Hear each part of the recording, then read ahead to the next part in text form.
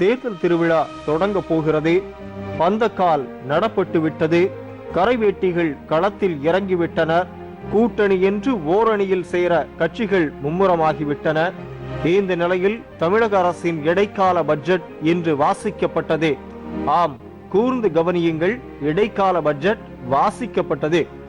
இது அதிமுகவின் பொய்யான தேர்தல் அறிக்கைதானே?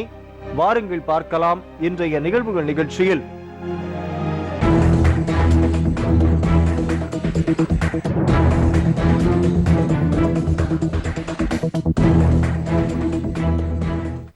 தமிழக சட்டசபையின் இடைக்கால பட்ஜெட் கூட்டத்தொடர் இன்று காலை 11 மணிக்கு தொடங்கியது. இடைக்கால பட்ஜெட்டை நிதியமைச்சர் பன்னீர்செல்வம் தாக்கல் செய்தார். பட்ஜெட் தாக்கல் செய்வதற்கு முன்பாக வழக்கம் போல் ஜெயலலிதாவின் புகழ் பாடி கவிதை வாசித்தார். அதில் ஜெயலலிதாவின் துதி பாடல்தான் அதிகமாயிருந்தது.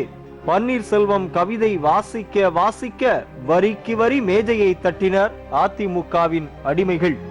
இது சட்டமன்றமா அல்லது ஜெயலலிதா புகழ் பாடும் பாட்டு மன்றமா என்ற சந்தேகம்தான் எழுந்தது. பட்ஜெட் கூட்டத்தொடரிலும் கூட வழக்கம் போல் உன்னத தலைவி, புரட்சி தலைவி, போற்றுதலுக்குரியவர் என்று ஜெயலலிதாவை புகழ்ந்து தள்ளியிருக்கிறார் நிதியமைச்சர். வாஞ்சையே உருவாய் வள்ளலே திருவாய் தமிழகத்தை நடத்தும் எங்கள் அம்மா, வஞ்சகத்தை தகர்த்தெறிந்து நெஞ்சகத்தை உயர்த்தி நிற்கும் தென்னகத்தின் தமிழகமே, தேசியத்தின் முதலிடமாய் விருது மேல் விருது வாங்கும் எங்கள் அம்மா, மூன்றெழுத்து மந்திரம் எங்கள் அம்மா, நாங்கள் வணங்கும் 4ஆம் தமிழ் 8ஆம் அறிவு 9ஆம் வள்ளல் வாழ்வெல்லாம் வழிநடத்தும் எங்கள் அம்மா, மாண்புமிகு அம்மாவின் பொற்பாதங்களில் எனது வணக்கங்களை சமர்ப்பிக்கிறேன் என்றெல்லாம் நிதியமைச்சர் பன்னீர்செல்வம் கூனி குறுகி பாராட்டு பத்திரத்தை வாசித்திருக்கிறார். ஏற்கனவே கடந்த 4.5 ஆண்டுகளாக ஆளும் அதிமுக அரசு அளித்த வாக்குறுதிகள் இதுவரை எதுவும் நிறைவேற்றப்படாத நிலையில் ஆட்சியும் முடியும் தருவாயில் நிதியமைச்சர் பன்னீர்செல்வம் வாசித்த இடைக்கால பட்ஜெட்டிலும் புதிய அறிவிப்புகள் எதுவும் இடம்பெறவில்லை. இதற்கு பல்வேறு தரப்பினரும் கண்டனம் தெரிவித்துள்ளனர். வெறுமனே இதை வாசித்து விட்டு செல்வதற்காக மட்டுமே தயாரிக்கப்பட்ட உரைதான் இது. அதை தாண்டி எதுவும் நடைமுறைக்கு வரப்போவதில்லை. தனது வாக்கு வங்கியை உயர்த்தி கொள்வதற்காக தனது தேர்தல் பிரச்சார வாக்குறுதியாகவே ஜெயலலிதா இதை வடிவமைத்திருக்கிறார். இந்த இடைக்கால நிதிநிலை அறிக்கை தமிழகத்தை வளர்ச்சி பாதையில் அழைத்து செல்ல வேண்டும் என்ற குறிக்கோள் இல்லாத ஒரு வெற்று அறிக்கையாகவே அமைந்துள்ளது. தமிழ்நாட்டில் சட்டத்தின் ஆட்சி நடைபெறவில்லை என்பதும், சட்டவிரோத கும்பலின் ஆட்சி நடைபெற்றுக் கொண்டிருக்கிறது என்பதும் அனைவரும் அறிந்த ஒன்று. மொத்தத்தில் வளர்ச்சி திட்டங்கள் மூலம் எழுச்சி பாதையில் செல்ல வேண்டிய தமிழகம் கவர்ச்சி திட்டங்கள் மூலம் வறட்சி பாதையில் சென்று கொண்டிருக்கிறது என்பதைத்தான் இந்த இடைக்கால நிதிநிலை அறிக்கை படம் பிடித்து காட்டியிருக்கிறது. பட்ஜெட் தாக்கல் செய்வதற்கு முன்பு தமிழக மக்களின் பிரச்சனை குறித்து பேச அனுமதிக்க வேண்டும் என்று எதிர்க்கட்சிகள் வலியுறுத்தின. ஆனால் அனுமதி மறுக்கப்பட்டதால் தேமுதிக, திமுக, காங்கிரஸ், புதிய தமிழகம், இந்திய கம்யூனிஸ்ட் உள்ளிட்ட கட்சிகள் இடைக்கால பட்ஜெட்டை புறக்கணித்து பேரவையில் இருந்து வெளிநடப்பு செய்தன. சட்டப்பேரவை வளாகத்தில் பேசிய தேமுதிக சட்டமன்ற உறுப்பினர் சந்திரகுமார் இடைநீக்கம் செல்லாது என உச்சநீதிமன்றம் அளித்த தீர்ப்புக்கு நன்றி தெரிவித்தார். மழை வெள்ளத்தால் பாதிக்கப்பட்ட மக்களுக்கு வெள்ள நிவாரண நிதி முறையாக வழங்கவில்லை என்றும், செயலற்ற அரசாக ஆளும் அதிமுக அரசு உள்ளதாகவும் குற்றம் சாட்டினார். கேப்டன் விஜயகாந்த் குறிப்பிட்டதை போல லாபத்தை உயர்த்தி காட்டும் தனியார் நிதி நிறுவனங்களின் அறிக்கை போல் தமிழக அரசு இடைக்கால பட்ஜெட் உள்ளது என்று அவர் குறிப்பிட்டார். 36,000 கோடி ரூபாய் அளவுக்கு பற்றாக்குறையை ஏற்படுத்திய ஜெயலலிதா முதலமைச்சர் பதவியில் இருந்து விலகி கட்சி பணியை ஆற்றலாம் என்றும் சந்திரகுமார் கூறியுள்ளார். கடந்த ஒரு மாதத்திற்கு முன்பு எங்கள் தலைவர் கேப்டன் அவர்கள் ஒரு அறிக்கையிலே சொல்லி இருக்கிறார், தனியார் நிறுவனங்களைப் போல லாபத்தை உயர்த்தி காட்டி மோசடி செய்கின்ற நிதி நிறுவனங்களைப் போல இந்த அரசு செயல்படுகிறது என்று சொன்னதை இன்றைக்கு இந்த அரசுடைய பட்ஜெட் வெட்ட வெளிச்சமாக்கி இருக்கிறது. இதுவரையிலும் பற்றாக்குறை 2,000 கோடி 2,000 கோடி 3,000 கோடி என்று சொன்னவர்கள் இன்றைக்கு 36,000 கோடி ரூபாய் பற்றாக்குறை ஏற்படும் என்று இன்றைக்கு ஆட்சியை விட்டு வெளியே செல்கின்ற பொழுது அப்பட்டமாக உண்மையை தெரிவித்திருக்கிறார்கள். இதை தேசிய முற்போக்கு திராவிட கழகம் வன்மையாக கண்டிக்கிறது. ஆட்சி அதிகாரத்திலே நிர்வாகத்தை எப்படி செய்ய வேண்டும், நிர்வாக திறமை இல்லாத அரசு என்று எங்கள் தலைவர் சொன்னதை இன்றைக்கு இந்த அரசும் தமிழ்நாடு முதலமைச்சர் ஜெயலலிதா அவர்களும் நிரூபித்திருக்கிறார்கள். எனவே இந்த பற்றாக்குறையை 36,000 கோடி ரூபாய் பற்றாக்குறையை உருவாக்கிய தமிழக முதலமைச்சர் ஜெயலலிதா உடனடியாக ராஜினாமா செய்துவிட்டு அவருடைய கட்சி வேலையை பார்க்க செல்லலாம்.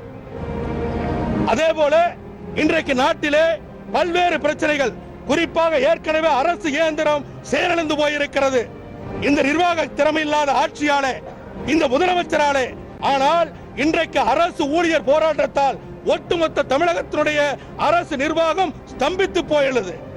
அதே போல வணிக வரித்துறை, வருவாய்த்துறை, சத்துணவு பணியாளர்கள் என அத்துணை பக்கமும் எங்கு திரும்பினாலும் போராட்ட களமாக இன்றைக்கு தமிழகம் மாறியுள்ளது.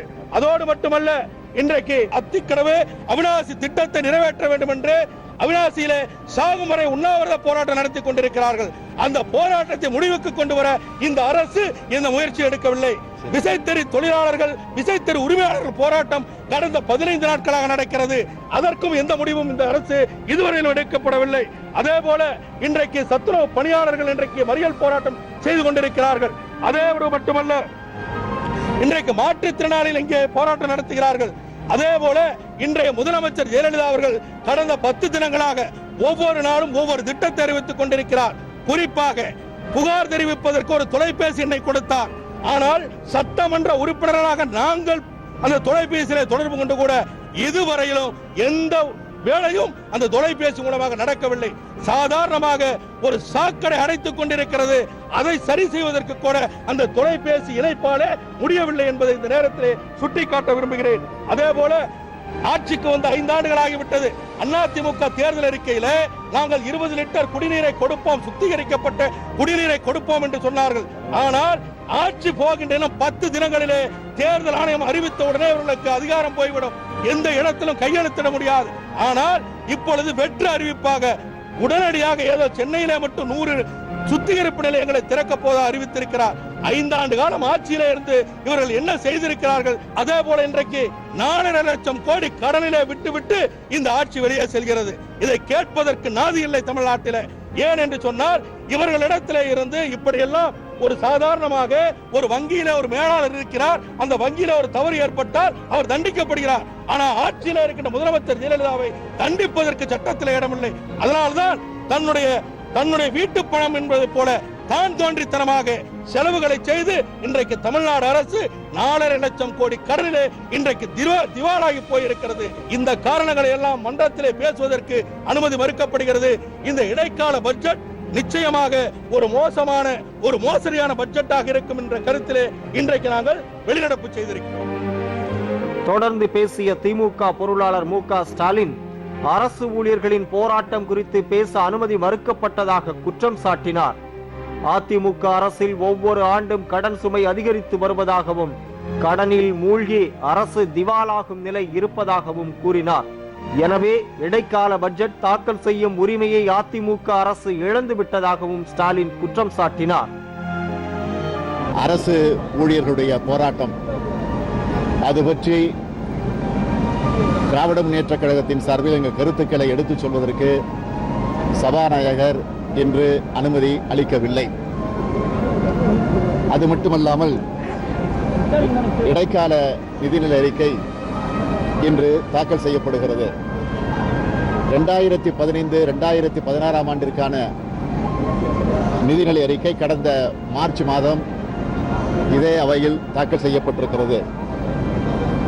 அரசினுடைய நிதி நிலைமையினுடைய கதி என்ன, எந்த திசையில பயணித்துக் கொண்டிருக்கிறது என்பது ஒரு கேள்விக்குறியாக இருந்து கொண்டிருக்கிறது. நிர்வாகம் சீர்குலைந்து போயிருக்கிறது, மேலாண்மை சிதைந்து போயிருக்கிறது, கடனில் மூழ்கி திவாலாகக்கூடிய சூழ்நிலையில இன்றைக்கு இருக்கக்கூடிய அதிமுகவின் அரசு இருந்து கொண்டிருக்கிறது. திராவிட முன்னேற்ற கழகம் கலைஞர் தலைமையில் ஆட்சியில் இருந்தப்போ கடன் 90,000 கோடி ரூபாய் தான். ஆனால் இப்போ அதிமுக ஆட்சியில் 2,11,483 கோடி ரூபாய். அதாவது திமுக ஆட்சியில் இருந்ததை விட இப்பொழுது 234.98% கூடுதலாக போயிருக்கிறது. எனவே அதிமுக ஆட்சியை பொறுத்தவரையில் இடைக்கால நிதிநிலை அறிக்கையை அவையிலே வைக்கக்கூடிய தார்மீக உரிமையை இழந்து போயிருக்கிறது. எனவே இந்த இடைக்கால நிதிநிலை அறிக்கையால் எந்தவித பயனும் நாட்டு மக்கள் அடையக்கூடிய வாய்ப்பில்லை. எனவே இதை பற்றி நாங்கள் பேசுவதற்கு முயற்சித்தோம். எங்களை பேசுவதற்கு அவைத்தலைவர் மறுத்துவிட்டார். எனவே அதை கண்டிக்கக்கூடிய வகையில் அவையிலிருந்து நாங்கள் இந்த இடைக்கால நிதிநிலை அறிக்கை தாக்கல் செய்யப்படுகிற நேரத்தில் எங்களுடைய கண்டனத்தை தெரிவிக்கக்கூடிய வகையில் வெளிநடப்பு செய்திருக்கிறோம்.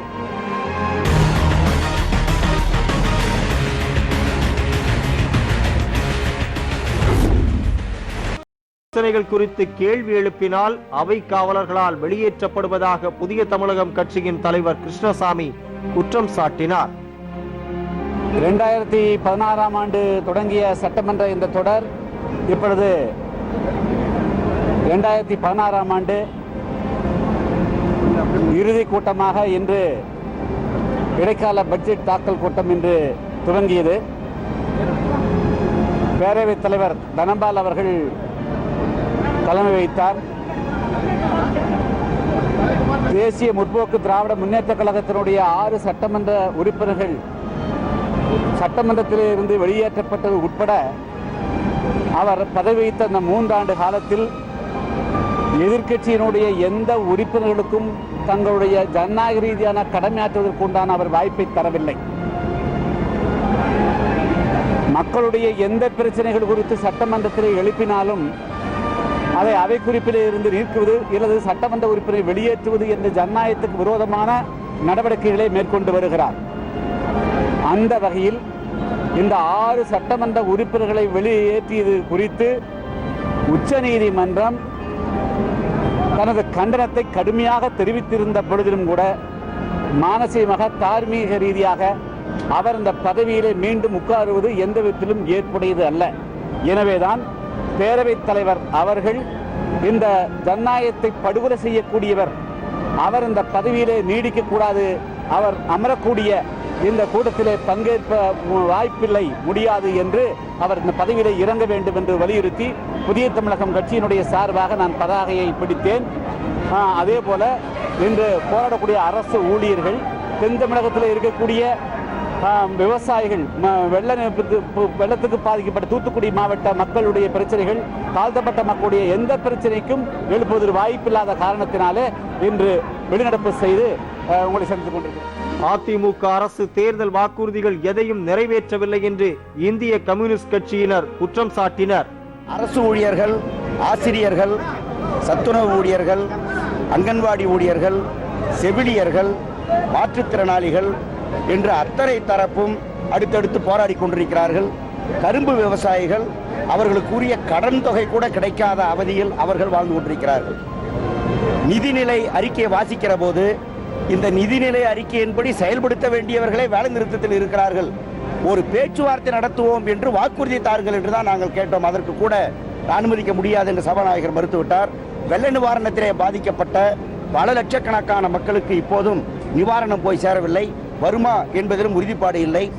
SVS கல்லூரியிலே 3 மாணவிகள் மரணமடைந்தது, அந்த கல்லூரிக்கு அனுமதி கொடுத்தது உள்ளிட்ட அனைத்து விஷயங்களையும் விசாரிப்பதற்கு CBI விசாரணையை ஏற்பாடு செய்ய வேண்டும். சிறு குறு தொழில் அதிபர்களுக்கு குறைந்தபட்ச முதல் ஆதரவு நிதியை கொடுத்து அந்த தொழிலை தொடங்குவதற்கான ஏற்பாட்டை செய்ய வேண்டும். அதற்கு நிதிநிலை அறிக்கையில் ஏற்பாடு வேண்டும். சட்டம் ஒழுங்கு மிக மோசமாக கெட்டுப்போய் இருக்கிறது. இதை சொல்லுவதற்கு அனுமதிக்கவில்லை. கெயில் இந்த பைப்பு பதிக்கிற விஷயத்திலே, எரிவாயு குழாய் பறிக்கிற விஷயத்திலே உச்சநீதிமன்ற தீர்ப்பு இருந்தாலும் மாநில அரசு மத்திய அரசாங்கம் இரண்டும் சேர்ந்து சட்டத்தில் உரிய திருத்தம் கொண்டு வந்து அதை செயல்படுத்துவதற்கு, சாலை ஓரங்களிலே பதிப்பதற்கு ஏற்பாடு செய்ய வேண்டும். அத்திக்கடவு அவிநாசி அந்த திட்டம் கிட்டத்தட்ட 50 ஆண்டுகளாக பேசப்படுகிற திட்டமாகவே இருக்கிறது. கடந்த 10 நாட்களாக விவசாயிகள் உண்ணாவிரதம் இருக்கிறார்கள். பலர் மயங்குகிற நிலைமை ஏற்பட்டிருக்கிறது. அது குறித்து உடனடியாக ஒரு வாக்குறுதியை, இவ்வளவு பணம் ஒதுக்குகிறோம், இத்தனை காலத்திற்குள் முடிப்போம் என்கிற ஒரு வாக்குறுதியை கொடுக்க வேண்டும் என்று நாங்கள் இன்றைக்கு வலியுறுத்தினோம். அதற்கும் வாய்ப்பு தரப்படவில்லை. ஆகவே சட்டசபையிலிருந்து நாங்கள் வெளிநடப்பு செய்திருக்கிறோம் என்று மார்க்சிஸ்ட் கம்யூனிஸ்ட் கட்சியின் சார்பிலே தெரிவித்துக் கொள்கிறோம். அவையை ஒத்திவைத்து மக்கள் பிரச்சனைகள் குறித்து பேச அனுமதி மறுக்கப்பட்டதால் பேரவையிலிருந்து வெளிநடப்பு செய்ததாக இந்திய கம்யூனிஸ்ட் கட்சியின் உறுப்பினர்கள் தெரிவித்தனர். இன்று நடைபெறுகின்ற பட்ஜெட் கூட்டத்தில் இந்திய கம்யூனிஸ்ட் கட்சியினுடைய சட்டமன்ற உறுப்பினர்கள் தமிழகத்தில் நிகழ்வக்கூட பல்வேறு பிரச்சனைகளை எடுத்துச் சொல்லி அவையை ஒத்திவைத்து விவாதிக்க வேண்டும் என்பதற்கான ஒத்திவைப்பு தீர்மானம் கொடுத்தோம். விவாதிப்பதற்கு அனுமதி இல்லாத காரணத்தினால் வெளிநடப்பு செய்திருக்கிறோம். ஒன்று, கோவை, திருப்பூர், ஈரோடு, கரூர் மாவட்டத்தினுடைய மிக முக்கியமான பிரச்சனையான அவிநாசி அத்திக்கடவு நீர் செறிவூட்டும் திட்டம் என்பது 60 ஆண்டு காலமாக கிடப்பிலே போடப்பட்டுள்ளது. அந்த திட்டத்தை நிறைவேற்ற வேண்டும் என்று கடந்த ஆட்சி காலத்திலும் கோரிக்கை வைக்கப்பட்டார்கள் விவசாயிகள். இப்பொழுது நடைபெற்றுக் கொண்டிருக்கக்கூடிய ஆட்சியும் ஆட்சி அதிகாரத்திற்கு வந்தால் நிறைவேற்றுவதாக வாக்குறுதி கொடுத்தார்கள். திட்டம் நிறைவேற்றப்படவில்லை. 3 லட்சம் ஏக்கர் விவசாயிகள் பாதிக்கப்படுவதற்கான முறையில் கால்நடைகளுக்கு தீவனம், நிலத்தடி நீர்மட்டம் உயரும், அதோடு மட்டுமல்ல பாதுகாக்கப்பட்ட குடிநீர் கிடைக்கும் என்பதற்கான முறையில் தான் இந்த திட்டத்தை நிறைவேற்ற வேண்டும் என்பதற்காக இந்திய கம்யூனிஸ்ட் கட்சி 60 ஆண்டு காலமாக போராட்டம் நடத்தி கொண்டிருக்கின்றது. 2014ஆம் ஆண்டில் அன்னூர் பகுதியில் 200 கிலோமீட்டர் நடைபயணமாக இந்த திட்டத்தை நிறைவேற்ற வேண்டும் என்பதற்காக இந்திய கம்யூனிஸ்ட் கட்சி நடத்தினார்கள். 2 அரசாங்கம், திராவிட முன்னேற்ற கழகமும் அரசும் சரி, அண்ணா திராவிட முன்னேற்ற கழகத்துடைய அரசும் சரி, திட்டத்தை நிறைவேற்றுவதாக தேர்தல் காலத்திலே கொடுத்திருக்கக்கூடிய வாக்குறுதியை நிறைவேற்றவில்லை. எனவே கோவை மாவட்டம் பாலைவனமாக மாறக்கூடிய சூழ்நிலையில் கடந்த 10 நாட்களாக அவிநாசி, சேவூர், பெருமாநல்லூர், அதேபோல அன்னூர், இன்னும் இருக்கக்கூடிய ஈரோடு மாவட்டம் உள்ளிட்ட பகுதிகளில் லட்சக்கணக்கான விவசாயிகள், பொதுமக்கள் கலந்து கொண்டிருக்கக்கூடிய உண்ணாவிரத போராட்டம் நடைபெற்றுக் கொண்டிருக்கிறது. எனவே இந்த உண்ணாவிரத போராட்டத்தினை முடிவுக்கு கொண்டு வந்து அவிநாசி அத்திக்கடவு நீர் செறிவூட்டும் திட்டத்தினை இந்த பட்ஜெட்டில் ஏற்றுக்கொண்டு நிறைவேற்றுவதற்கான முறையில் நடவடிக்கை மேற்கொள்ள வேண்டும். அதற்கு மத்திய அரசாங்கமும் நிதி ஒதுக்க வேண்டும் என்று கேட்டுக்கொள்ள வேண்டும் என்பதற்கான முறையிலும் தமிழகத்தில் இருக்கக்கூடிய அரசு பணியாளர்கள், அரசு ஊழியர்கள், இன்னும் இருக்கக்கூடிய இதர பிற துறைகளில் பணியாற்றக்கூடியவர்கள் தங்களுடைய நியாயமான கோரிக்கைக்காக கடந்த 2 வார காலங்களாக வேலைநிறுத்த போராட்டம், மறியல் போராட்டம் போன்ற போராட்டங்களில் ஈடுபட்டுக் கொண்டிருக்கின்றார்கள். அரசு அவர்களை அழைத்து உடனடியாக பேச்சுவார்த்தை நடத்தி தீர்வு காண வேண்டும் என்று வலியுறுத்தி கேட்டுக் கொள்கிறோம். அதோடு மட்டுமல்ல, கோவை மாவட்டம், திருப்பூர் மாவட்டம், ஈரோடு மாவட்டத்தில் 5 லட்சத்திற்கு அதிகமான விசைத்தறி உரிமையாளர்கள், அதில் பணியாற்றக்கூடிய விசைத்தறி தொழிலாளர்கள், ஜவுளி உற்பத்தியாளர்களோடு 2014ஆம் ஆண்டு செய்து கொண்ட உடன்படிக்கையை நிறைவேற்ற வேண்டும் என்பதற்காக 2 வார காலங்களாக 5 லட்சம் பேர் கோவை, ஈரோடு, திருப்பூர் மாவட்டங்களில் வேறுத்த போராட்டத்தில் ஈடுபட்டு வருகிறார்கள். அரசாங்கம் உடனடியாக தலைவிட்டு தீர்வு காண வேண்டும் என்ற ஒத்திவைப்பு தீர்மானம் கொடுத்திருக்கின்றோம். அதோடு மட்டுமல்லாமல் தமிழகத்தின் நெற்களஞ்சியம் என்று சொல்லக்கூடிய தஞ்சாவூர் மாவட்டம், திருவாரூர் மாவட்டம், நாகை மாவட்டம், இதுபோன்று இருக்கக்கூடிய பல்வேறு மாவட்டங்களில் இருக்கக்கூடிய அதில் பணியாற்றக்கூடிய நெல் கொள்முதல் நிலையங்களில் பணியாற்றக்கூடிய பணியாளர்கள் ஊதிய உயர்வு கோரி வேலைநிறுத்த போராட்டத்தில் ஈடுபட்டுக் கொண்டிருக்கின்றார்கள். அந்த பிரச்சனையும் அரசு தலையிட வேண்டும். அதோடு மட்டுமல்லாமல் மிக முக்கியமானது மொழி பிரச்சனையில் கிருஷ்ணகிரி மாவட்டத்தினுடைய எல்லையோர கர்நாடக மாவட்டத்தோடு இருக்கக்கூடிய பகுதியும், ஈரோடு மாவட்டத்தினுடைய சத்தியமங்கலம் பகுதியில் இருக்கக்கூடிய சிறுபான்மை மொழி பேசக்கூடியவர்களுக்கு அங்கீகாரம் வழங்கி அவர்களுக்கு எக்ஸாமினேஷனில் கலந்து கொள்ளக்கூடிய தாய்மொழியிலேயே எழுதுவதற்கான நடவடிக்கைகளை மேற்கொள்ள வேண்டும் என்ற அடிப்படையிலும் கெயில் நிறுவனம் குழாய் பதிப்பதற்கு எக்காரணத்தை கொண்டும்